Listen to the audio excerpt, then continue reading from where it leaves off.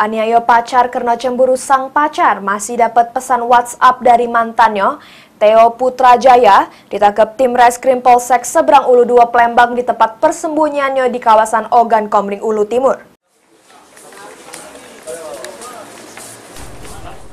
Tertunduk lesu dengan guna ke baju tahanan Polsek Seberang Ulu 2 Palembang, Theo Putrajaya, 22 tahun, pelaku penganiayaan terhadap pacarnya yang bernama Nindriani karena cemburu buta. Pelaku ditangkap tim Reskrim Polsek Seberang Ulu 2 Palembang di tempat persembunyiannya di kawasan Ogan Komering Ulu.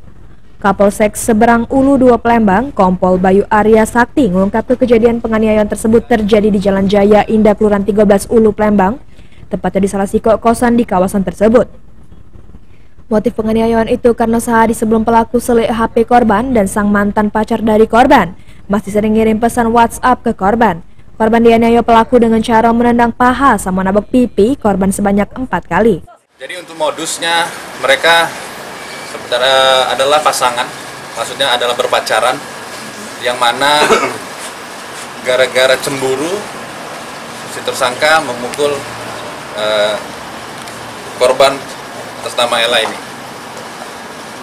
Atas dasar cemburu karena si korban menerima pesan singkat WhatsApp dari mantannya, sehingga terjadi percekcokan dan sampai hingga terjadi pemukulan oleh tersangka.